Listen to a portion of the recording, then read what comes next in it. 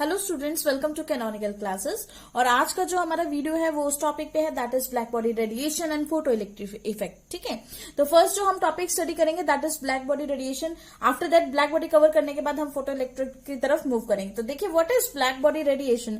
Black body नाम से क्या पता लग रहा है कि कोई काली बॉडी होगी, बट ऐसा नहीं है ना। इसके नाम से ये मत समझना कि कोई काली बॉडी की बात हो रही है यहाँ पे।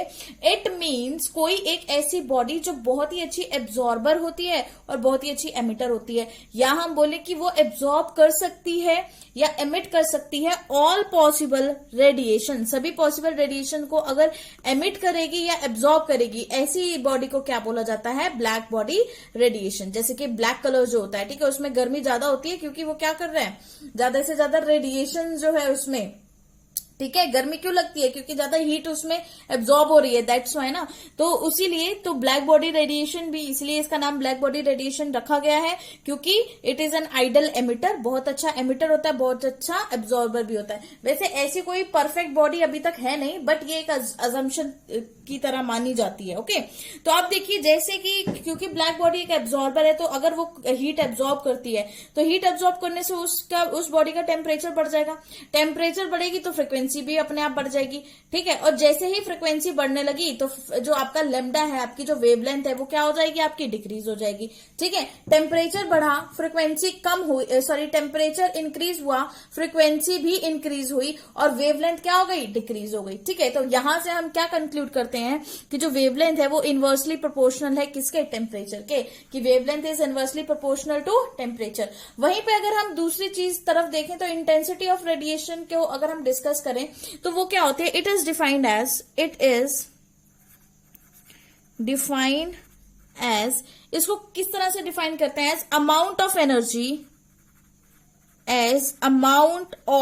एनर्जी, कि मतलब जो अमाउंट ऑफ एनर्जी एब्जॉर्ब होती है, the amount of energy absorb और emitted per unit area, very important, per unit area. ठीक है, पर यूनिट एरिया जितनी अमाउंट ऑफ एनर्जी एब्जॉर्ब हो रही है या एमिट हो रही है, उसको आप क्या बोल देते हैं, इंटेंसिटी बोल देते हैं। लेकिन पर यूनिट एरिया के साथ साथ एक और चीज नोटिस करनी है कि पर यूनिट टाइम भी देखना है ना। पर यूनिट टाइम के अंदर per unit time is called, क्या बोलेंगे इसको, intensity, is called intensity of radiation.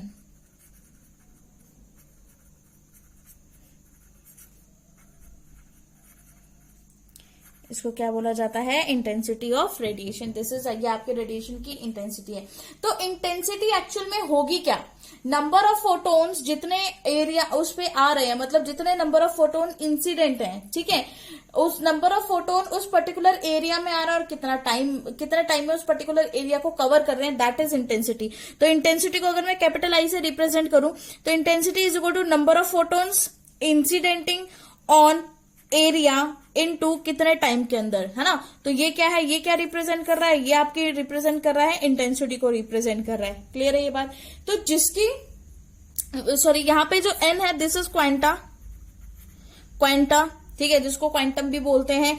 A for A is representing area, A जो है वो आपका एरिया होगा, एंड टी यहाँ पे क्या रिप्रेजेंट कर रहा है, आपका टाइम को रिप्रेजेंट कर रहा है। किसको रिप्रेजेंट कर रहा है, टाइम को। ठीक है, तो जिसकी इंटेंसिटी ज्यादा है उसका टेम्परेचर ज्यादा है, और जिसकी इंटेंसिटी कम होगी उसका टेम्परेचर कम होगा। तो इस लाइन को अब हम एक ग्राफ से समझते हैं। मैं आपको अब एक ग्राफ करवाती हूँ, ठीक है, उस ग्राफ के बेसिस पे आप इसको और भी अच्छे से समझ पाओगे। There is a graph between intensity and wavelength। तो देखिए क्या होता है कि जब कोई भी बॉडी एब्जॉर्ब करती है किसी भी रेडिएशन को, तो वो डिफरेंट कलर्स शो करेगी। ठीक है, डिपेंडिंग अपॉन द इंटेंसिटी वो कैसे कैसे कलर्स शो करेगी। देखिए आपको डिफरेंट कलर्स, सबसे पहले red, then yellow, then green, and finally goes to blue, है ना। इस तरह से देखने को मिल रही है आपकी। और ये जो नीचे नंबरिंग है, these are your wavelength. Intensity आपकी वाई एक्सेस पे है और वेवलेंथ आपने एक्स एक्सेस पे ली है। ठीक है, तो जो ब्लू है उसके लिए फ्रिक्वेंसी मैक्सिमम मतलब मतलब वेवलेंथ सबसे मिनिमम रहेगी। वहीं पे रेड के लिए वेवलेंथ फ्रीक्वेंसी मिनिमम है तो वेवलेंथ मैक्सिमम रहेगी। इसीलिए आपके ट्रैफिक सिग्नल्स के लिए रेड कलर को यूज किया जाता है, क्योंकि वो बहुत दूर से दिखाई देता है, क्योंकि उसकी वेवलेंथ ज्यादा होती है और उसकी फ्रीक्वेंसी कम होती है ना। तो बस यही है कि यहां पर क्या देखने को मिल रहा है एक्चुअल में। अगर आप अपनी बुक में ग्राफ देखेंगे तो आपको इस तरह से ग्राफ देखने को मिलेगा कि जो टेम्परेचर है इस बड़े वाले ग्राफ का T2 is greater than T1, है ना। ऐसा क्यों है? क्योंकि जैसे ही मैंने आपको बताया कि जिसकी इंटेंसिटी ज्यादा होगी उसका टेम्परेचर ज्यादा होगा, और जिसकी इंटेंसिटी कम होगी उसका टेम्परेचर कम होगा। ठीक है, और एक और चीज तो ये विबग्योर होता है। ठीक है, ये जो आप विबग्योर पढ़ते हैं, इस विबग्योर के अंदर अगर आप देखेंगे तो फ्रॉम रेड टू वॉयलेट जो फ्रीक्वेंसी है वो बढ़ती जाती है। फ्रीक्वेंसी क्या हो जाती है? मैक्सिमम। और यहाँ पे लेमडा क्या हो जाता है? आपका मिनिमम।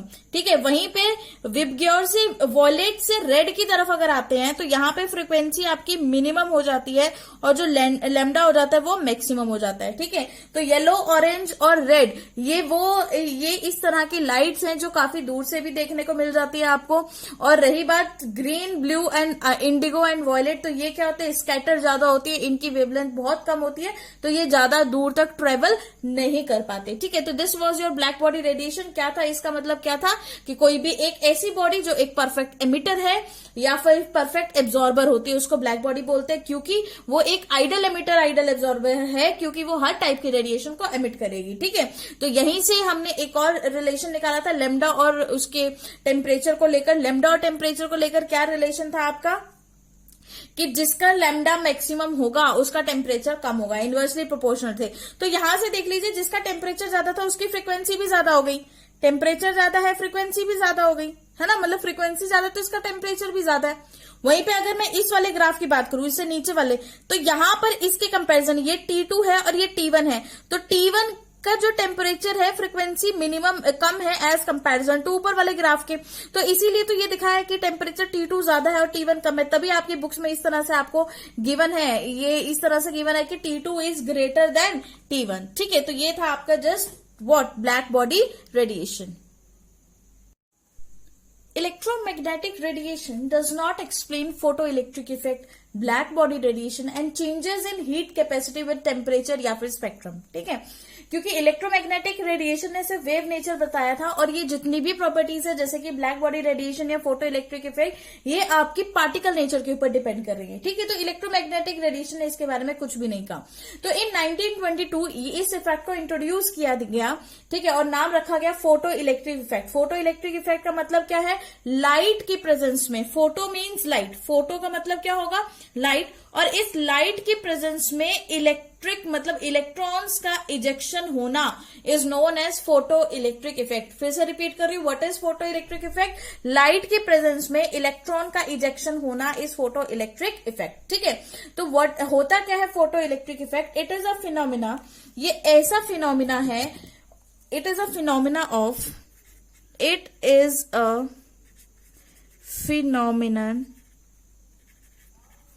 ऑफ, कैसा फिनोमिना है? It is a phenomena of ejection of electron, ejection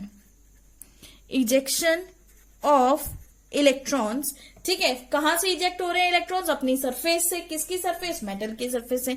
ठीक है, ये एक ऐसा फिनोमिना है, ejection of electron from metal surface, from surface of metal, surface of metal.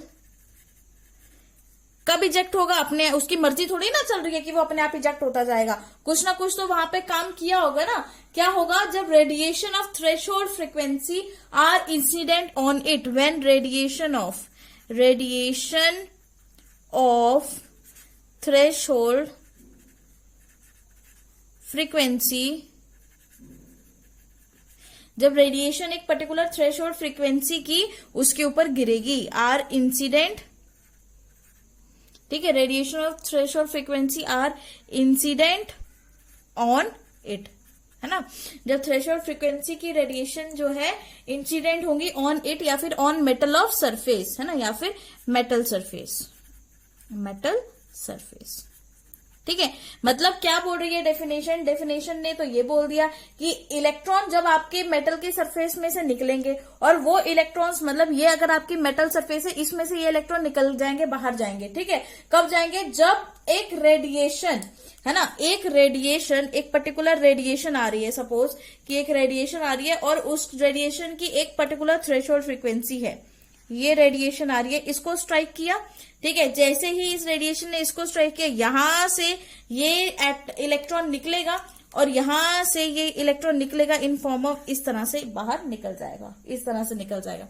ठीक है, सेम आप दूसरी रेडिएशन डालोगे, दूसरी रेडिएशन इस इलेक्ट्रॉन पे डाली, इस इलेक्ट्रॉन पे भी रेडिएशन डालने की बाद फिर वापस से एक इलेक्ट्रॉन फिर निकलेगा, इस तरह से दूसरा इलेक्ट्रॉन भी क्या हो जाएगा? इजेक्ट हो जाएगा। ठीक है, लेकिन आप यहां पर याद रखेंगे कि ये जो इलेक्ट्रॉन इजेक्ट हो रहे हैं वो कब इजेक्ट हो रहे हैं और क्यों इजेक्ट हो रहे हैं। देखिए होता क्या है कि ये जो इलेक्ट्रॉन है, एक चीज आप यहां पे नोटिस करिए, इस इलेक्ट्रॉन को यहां से अपनी सरफेस पर लाने के लिए जो एनर्जी लगती है, ठीक है, एनर्जी कौन सी लगेगी? देखो इलेक्ट्रॉन, एक एटम के अंदर इलेक्ट्रॉन, प्रोटॉन्स एंड न्यूट्रॉन्स होते हैं। ठीक है, न्यूट्रॉन पे तो चार्ज होता नहीं है, तो न्यूक्लियस आपका टोटली पॉजिटिवली चार्ज होगा। जो न्यूक्लियस होगा ना आपका, वो टोटली कौन सा चार्ज होगा? पॉजिटिवली चार्ज होगा। तो वो पॉजिटिव चार्ज ने इस इलेक्ट्रॉन को क्या करके रखा है? उसके फोर्स ऑफ अट्रैक्शन से जोड़ के रखा है। तो उस इलेक्ट्रॉन की फोर्स ऑफ अट्रैक्शन को कम करना पड़ेगा, उस न्यूक्लियस की फोर्स ऑफ अट्रैक्शन को कम करना पड़ेगा जो इलेक्ट्रॉन के साथ है, तब ये इलेक्ट्रॉन यहां तक पहुंच पाएगा। तो इसका मतलब हमें क्या प्रोवाइड करनी पड़ेगी? न्यूक्लियर एनर्जी से ज्यादा एनर्जी प्रोवाइड करनी पड़ेगी। ठीक है, तो उस सरफेस पर लाने के लिए जो एनर्जी चाहिए, that is known as work function. क्या बोलेंगे हम उसको? Work function. तो वर्क फंक्शन को हम कैसे डिफाइन करेंगे? The amount of energy, amount of energy required to eject electrons from the surface of metals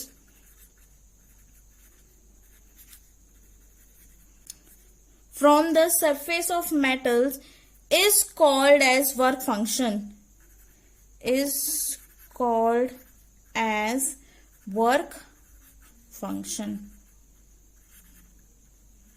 Is it clear? ठीक है, इसको क्या बोलेंगे हम? वर्क फंक्शन बोल देंगे। ओके, बहुत इंपॉर्टेंट चीज है। What is work function?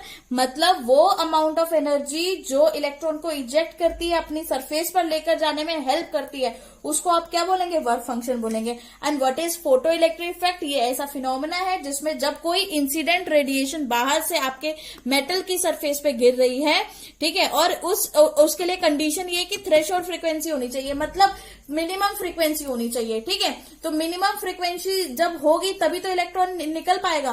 कहने का मतलब ये है, जिस इलेक्ट्रॉन ने इसको फोर्स ऑफ अट्रैक्शन से, ये इलेक्ट्रॉन इसमें बंधा हुआ है, इसको पकड़ के रखा है, उस फोर्स ऑफ अट्रैक्शन से ज्यादा अगर आप इसको एनर्जी दोगे, बाहर की रेडिएशन में ज्यादा एनर्जी होगी, तभी ये बाहर निकलेगा, वरना तो ये बाहर नहीं निकलेगा। जैसे ही इलेक्ट्रॉन को एनर्जी मिलेगी, सपोज हमने ये रेडिएशन दी है ना, जैसे ही इलेक्ट्रॉन को एनर्जी मिलेगी, सफिशिएंट एनर्जी, ये क्या करना स्टार्ट कर देता है? अपने पोजीशन पर ही वाइब्रेट करना शुरू कर देगा। ओके, तो वाइब्रेट शुरू करेंगे, वाइब्रेट, और अपने अट्रैक्शन को न्यूक्लियस के साथ क्या करेगा? कम करने की कोशिश करेगा, अपनी अट्रैक्शन को ओवरकम करेगा। ठीक है, जैसे ही ओवरकम करने से सरफेस से इजेक्ट हो जाएंगे। जैसे ही उसने क्या किया? ओवरकम कर लिया अपनी एनर्जी को, तो वो अपनी सरफेस से क्या हो गए? इजेक्ट हो जाए, जल्दी से अपनी सरफेस से निकल जाएंगे। ठीक है, तो आप सिंपली याद रखेंगे, क्या आपने याद रखा है? सिंपल क्या हमें पता होना चाहिए कि ये एक मेटल का सरफेस है, दिस इज योर मेटल का सरफेस, है ना, और इस मेटल के सरफेस पे कोई एक पर्टिकुलर फ्रीक्वेंसी की रेडिएशन गिर रही है और यहां से इजेक्शन हो रहा है, किसका? इलेक्ट्रॉन का इजेक्शन हो रहा है। किसका इजेक्शन हो रहा है? इलेक्ट्रॉन का इजेक्शन हो रहा है। ओके, यहां इलेक्ट्रॉन तभी इजेक्ट होगा जब इंसिडेंट एनर्जी की वैल्यू उसके वर्क फंक्शन से इक्वल होगी। ये आप याद रखना, या तो इक्वल होगी या वर्क फंक्शन से ज्यादा होगी। ठीक है, वर्क फंक्शन क्यों? क्योंकि वर्क फंक्शन क्या है? यहां से लेके यहां तक लेकर आने में जो एनर्जी लग रही है दैट इज वर्क फंक्शन। तो वर्क फंक्शन से कम हुई तो वो इलेक्ट्रॉन मूव ही नहीं करेगा अपनी पोजीशन से। वर्क फंक्शन के बराबर हुई तो वो कम से कम सरफेस तो आ पाएगा। लेकिन अगर वर्क फंक्शन से भी ज्यादा हो गई तो इट मीन्स वो इलेक्ट्रॉन आपका पक्का मतलब गारंटी के साथ क्या हो जाएगा, इजेक्ट हो जाएगा। क्लियर है ये बात, ठीक है।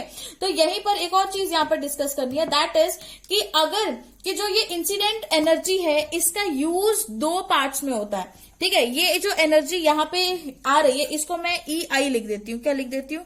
EI। This is incident energy, ठीक है। और ये जो EI है एनर्जी, इंसिडेंट एनर्जी, ठीक है, इसका यूज टू पार्ट्स में हो रहा है। दो कौन कौन से पार्ट्स में हो रहा है? एक तो है वर्क फंक्शन में, वर्क फंक्शन, ओके। एक तो ये वर्क फंक्शन में अपनी एनर्जी को कन्वर्ट कर रहा है। सेकेंड और रिमेनिंग एनर्जी जो बच गई है वो यूज होता है टू इम्पार्ट क्या, काइनेटिक एनर्जी, है ना। It is use to impart kinetic energy. तो इलेक्ट्रॉन जो यहां से उठ के बाहर निकला है तो उसके अंदर कुछ ना कुछ काइनेटिक एनर्जी होगी, बिल्कुल, तभी तो निकला है। तो ये क्या होगी, आपकी इंसिडेंट एनर्जी दो जगह पे काम कर रही है। एक तो वर्क फंक्शन के साथ काम कर रही है, मतलब वर्क फंक्शन में डिवाइड होगी, और बाकी बची हुई क्या होगी, किस में डिवाइड होगी, बाकी बची हुई डिवाइड होगी आपकी काइनेटिक एनर्जी के अंदर, ठीक है। तो देखिए अब जो भी आपके पास जो वर्क फंक्शन है, ठीक है, उस वर्क फंक्शन को हम कैसे लिख सकते हैं? 5 से रिप्रेजेंट कर सकते हैं, W से भी रिप्रेजेंट कर सकते हैं, और E0 से भी रिप्रेजेंट कर सकते हैं अपने वर्क फंक्शन को, ठीक है। जो आधा पार्ट जो बच गया दैट इज वो एनर्जी किस में चेंज हो जाती है, काइनेटिक एनर्जी में चेंज हो जाती है। तो हम ऐसे लिख सकते हैं कि जो हमारे पास इंसिडेंट एनर्जी है वो किसके इक्वल होगी, आपके work function plus kinetic energy के इक्वल होगी, क्योंकि इन दोनों को जोड़ के ही तो मिल रहा है, इन्हीं का तो पार्ट है वो, ठीक है। तो E energy is equal to H nu, ये आपको पता है ना। और वर्क फंक्शन को भी हम एनर्जी ही एक टाइप से तो H न्यू नॉट लिख देते हैं ताकि डिफरेंट लगे, थ्रेशोल्ड फ्रीक्वेंसी लगे, प्लस काइनेटिक एनर्जी, प्लस क्या होगी आपकी काइनेटिक एनर्जी होगी, ठीक है। ये जो इक्वेशन है this is your photo electric effect equation, है ना। फोटो इलेक्ट्रिक इक्वेशन बोलेंगे इसको, photo electric equation. This is your photo electric equation, जो कि बहुत इंपॉर्टेंट है। साथ में अब हम क्या करेंगे, ग्राफ ड्रॉ करते हैं between kinetic energy and frequency, okay. Graph between kinetic energy and frequency, between kinetic energy and frequency. तो उस ग्राफ को ड्रॉ करने से पहले कुछ हम सेटिंग कर लेते हैं, पहले सेटिंग अच्छे से लिख लेते हैं। देखो अब आप क्या करोगे, H न्यू और H न्यू को एक साइड ले आओ, है ना। तो ये क्या बन जाएगी, H nu minus H nu naught is equal to kinetic energy. बनेगी कि नहीं बन जाएगी, बिल्कुल बन जाएगी। तो काइनेटिक एनर्जी आपकी इसके इक्वल होगी। और अगर हम इसको देखें, है ना, इसको अच्छे से लिखकर देखा जाए तो हम इसको इस तरह से भी लिख सकते हैं। तो kinetic energy is equal to H nu minus H nu naught, यही हो जाएगा, ठीक है। तो ये रिप्रेजेंट कर रहा है आपका Y, है ना। उसके बाद Y एक्सिस ये रिप्रेजेंट कर रहा है, ये क्या हो जाएगा आपका MX, ठीक है, माइनस C। तो ये क्या है, रिजेंबलिंग स्ट्रेट लाइन इक्वेशन, है ना। क्या किसको रिजेंबल कर रहे हैं, ये स्ट्रेट लाइन इक्वेशन को रिजेंबल कर रहे हैं। तो अगर इसके लिए स्ट्रेट लाइन इक्वेशन आपको ड्रॉ करनी पड़ी तो वो हम कैसे इक्वेशन ड्रॉ करेंगे, देखिए हमें कुछ अमाउंट ऑफ एनर्जी सप्लाई करनी पड़ेगी, क्योंकि हमारे पास ये क्या H nu minus new not है। तो यहाँ पे अगर हम H न्यू लगाएं, ठीक है, नेगेटिव में अगर ये वैल्यू आ रही है तो यहां से हमें कुछ अमाउंट ऑफ एनर्जी सप्लाई करनी पड़ेगी। इतनी एनर्जी हमने सप्लाई करी। अब इस पॉइंट पे आने के बाद इलेक्ट्रॉन इजेक्ट हो जाएगा, then kinetic energy keeps on increasing. तो काइनेटिक एनर्जी आपकी इंक्रीज कर रही है, ठीक है। कैसे इंक्रीज करी, जैसे फर्स्ट यहां पर इतनी है, ये देखो इतनी, फिर यहां पर इतनी हो गई, फिर यहां पर इतनी हो गई, फिर यहां पर इतनी होगी। यहां पे देखते जाओ फ्रीक्वेंसी तो इतनी होती जा रही है, काइनेटिक एनर्जी ऐसे इंक्रीज करती जा रही है, ठीक है। समझ में आया। तो ये क्या है कि ये जो है ये क्या है आपके पास, कुछ अमाउंट ऑफ एनर्जी सप्लाई जो हमने करी है ना। Amount of energy we supplied, amount of energy supplied, amount of energy supplied, ठीक है। ऐसी अमाउंट ऑफ एनर्जी जिसको हमने क्या किया है, सप्लाई किया हुआ है, ओके। तो फोटो इलेक्ट्रिक इफेक्ट तभी पॉसिबल है जब एनर्जी जो है आपकी incident energy is greater than work function, very very important, ठीक है। Photo electric effect is possible only when, photo electric effect is possible only when, कब पॉसिबल होगा, सिर्फ तभी पॉसिबल होगा जब आपके पास जो आपकी इंसिडेंट एनर्जी है ना, इंसिडेंट एनर्जी इंसिडेंट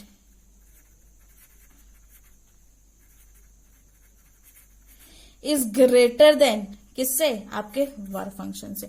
जब आपकी इंसिडेंट एनर्जी आपके वर्क फंक्शन से ग्रेटर है, उस केस में मतलब एनर्जी बहुत ज्यादा होगी तो इलेक्ट्रॉन को तो हर हालत में निकलना पड़ेगा। ऐसे केस में आप बोल सकते हो कि ये जो आपकी इंसिडेंट एनर्जी अगर ग्रेटर है थ्रेशोल्ड से, तो इस केस के अंदर आप बिल्कुल इलेक्ट्रॉन को इजेक्ट करवा सकते हो। लेकिन अगर आपकी थ्रेशोल्ड एनर्जी मतलब आपका वर्क फंक्शन जो है ना, यहाँ पर थ्रेशोल्ड हम किसकी बात कर रहे हैं, वर्क फंक्शन की बात कर रहे हैं। तो यहाँ पे अगर आपका वर्क फंक्शन आपका अगर ज्यादा हो गया इंसिडेंट एनर्जी से, तो पॉसिबल हो ही नहीं पाएगा। क्यों? क्योंकि इंसिडेंट एनर्जी के पास इतनी ताकत होगी नहीं कि उसकी बाइंडिंग फोर्स को कम करे। और अगर ये दोनों इक्वल हो गए तो इन दोनों के इक्वल होने की वजह से क्या होगा कि इलेक्ट्रॉन अपनी सरफेस पे आ पाएगा, क्योंकि वर्क फंक्शन तो वही होता है ना कि इलेक्ट्रॉन अपनी सरफेस पे आएगा, ट्राई करेगा निकलने की, लेकिन वो निकल नहीं पाएगा। इसके लिए इलेक्ट्रॉन इजेक्शन के लिए सिर्फ एक ही कंडीशन है, और वो यही कंडीशन है कि जो आपकी इंसिडेंट एनर्जी है should be greater than your work function, so that की जो न्यूक्लियस की एनर्जी है उसको ओवरकम कर दे आपका इलेक्ट्रॉन, और इजिली रेडिएशन से एनर्जी एमिट करने के बाद एक्साइट हो जाए, उसको छोड़कर इजेक्ट हो जाए। ओके।